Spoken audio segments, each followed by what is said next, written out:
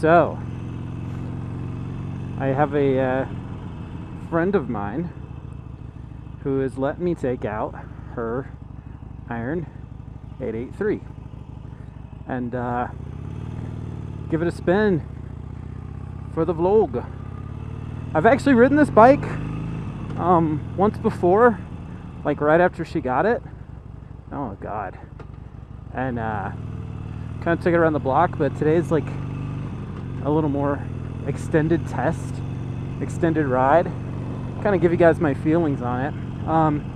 I guess the first thing I have to say is that, like, you know, I am not a cruiser fan. Like, I'm not anti-cruiser, but it's definitely not my cup of tea. It's not my riding style. You know, this is definitely outside of the norm for me and what I enjoy. Comments on the 883, you know, the Scrambler is considered really fat at 500 pounds with a tank of gas. Well, the 883 is 563 pounds, according to Harley's website, if I remember correctly. And I will say, like, my friend, this is her first motorcycle, and she finds the weight to be intimidating, like just how heavy it is. And I will say that, like, for a bike that's not really that much heavier than the Scrambler, it certainly feels way heavier. The suspension is just really stiff, and then obviously it's a cruiser, so the rake and trail on the bike build for a completely different sensation when moving at slow speed and high speed for that matter. Obviously he's kind of out here, and it's just an intimidating weight for sure. Like, it feels heavy. I have to remember where I'm going because otherwise I'm going to be lost. But yeah, other initial thoughts on it. It's really weird adjusting to that riding position where your feet are kind of like this. They're like up like that, and obviously you can put your feet up even more if you get those highway pegs. She doesn't have highway pegs on it right now, but yeah, it's just can be a really intimidating bike, even though it's small, evidently. I mean, that's another thing I'll say. Like, I've gotten this bike up to speed before in the past, and we might do so today, but I've heard from folks that own Harleys that the 883 feels underpowered compared to the Sportster 1200. I don't personally find that to be the case at all. I find that this bike has ample power for a, you know, less than liter bike. It's got everything that you could possibly need. Now, obviously, it's not the same as a Sportster where you might be able to tour on it more easily, and then you can keep going up and up in the Harley range and find even better bikes.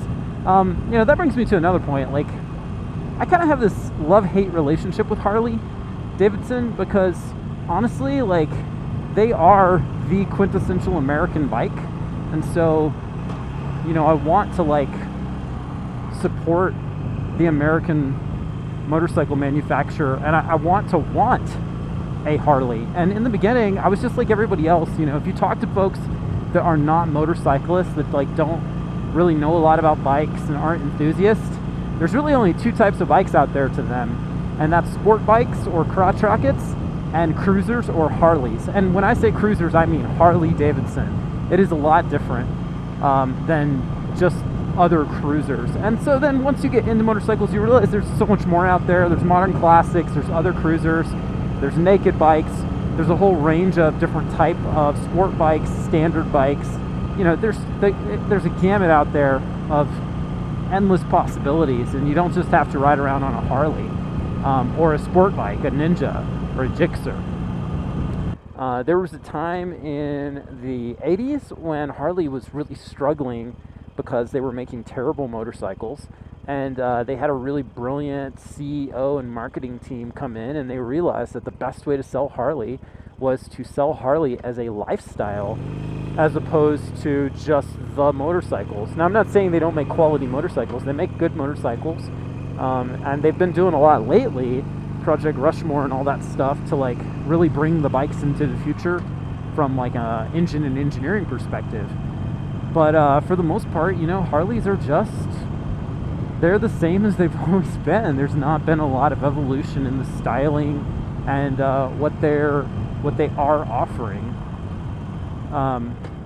But yeah, this thing is just heavy. It feels very sluggish. Not sluggish in engine wise, it's just, oh, look at that. See, look, it's so well balanced because it's so heavy.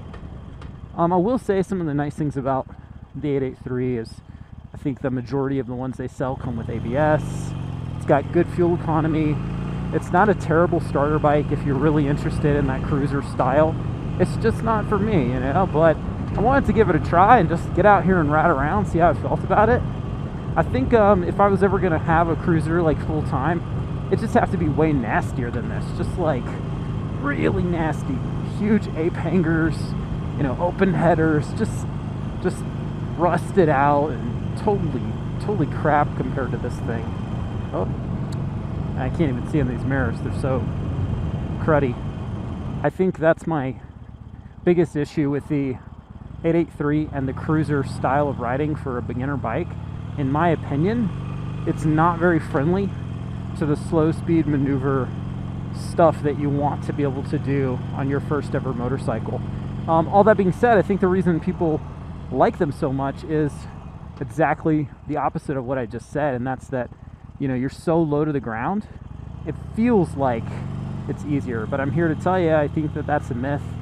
The rake and trail in these things, it's just not very maneuverable at high speed, and not very maneuverable even at low speed. And I think it's more about comfort and creating that nice sensation of going straight down the road. But I will say, on the bright side, the bike has lots of pickup. The riding position for a cruiser is very comfortable. You know, the seat is extremely soft and cushiony. I wish it had a tachometer, but other than that, it comes, you know, really jazzed out. You know, most of the pieces are blacked out. You've got chrome where you would want chrome. I mean, that's the nice part. There's not a lot on this bike that you sit here and think, you know, I really need to change up the way this thing looks and feels and all this stuff about it. 883. Interesting bike. Look at that. It's just so easy to like go hands-free, and it just stays in a perfectly straight line. I mean, that's the nice part about that cruiser ride, and like the weight, it's just so smooth. Look at that. You could just turn your cruise control on and you'd never have to touch anything. I mean, I just love it. I love that. That's pretty relaxing. That's pretty awesome. I'm telling you, this thing has got much more juice under the hood than you think. I mean, I know that the torque curve is built for the low end, so you get a lot of that push into the ground and it feels fast, even though it's not technically fast. But I've always argued, even with the Scrambler and the V7 and all the modern classics out there, and some of the cruisers too, is that like at the end of the day, I would rather ride a slow bike fast than a fast bike slow. And so it's just about what you want out of your ride. Having a hard time finding neutral. There it is. Man, look at the vibration. Even at the traffic light, it's just intense.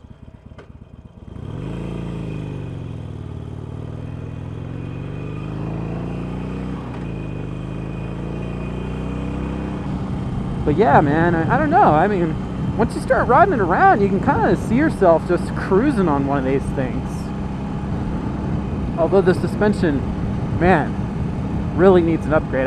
Every time I hit just the tiniest little nick in the ground, I'm afraid I'm gonna go flying off this thing. And there's little details on the Harley too that they do really well that like other manufacturers kind of skimp out on. It's stuff like the turn signals are all like I've got a turn signal on the left, turn signal on the right. They automatically disengage. You know, it's like those little fine details that Harley does really well that kind of sucker people in. Whereas, you know, you're not going to see that on a lot of other bikes. At the same time, I would argue that like some of the time, the reason you don't see that on other bikes is because those kind of upgrades are the kind of things that like people say, that's not a motorcycle, you know. Your turn signals are always like just over here on the left-hand side. It's so weird, like not having to turn it off, you know. The throttle and the clutch cable feels like really smooth, but it's got this awkward lag in it for me. I don't know if that's an engine thing or clutch adjustment issue or what. Just got a kind of awkward lag. But yeah, this is the 883. What do you guys think? Are you guys cruiser fans, or do you like the modern classics better?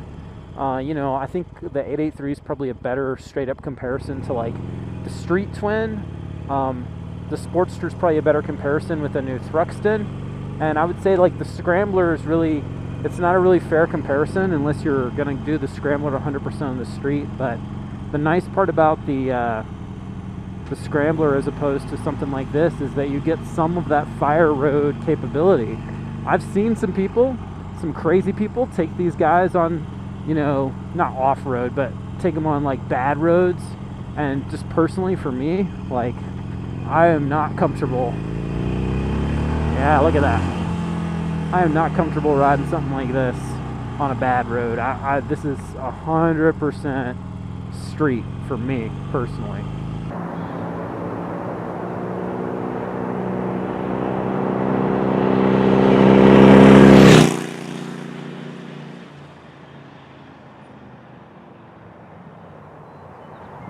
Well, that's the 883.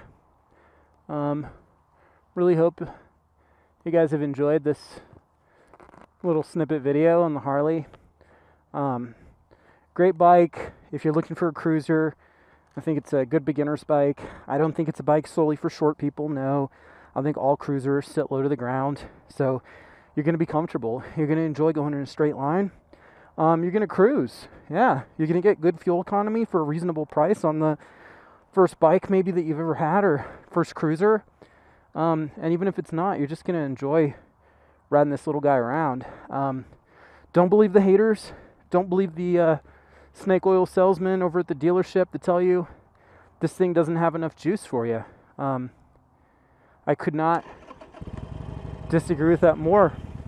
I think it's got plenty of juice and plenty of get up and go, and it's just a lot of fun, you know. I think that it just depends on what you're looking for out of a motorcycle.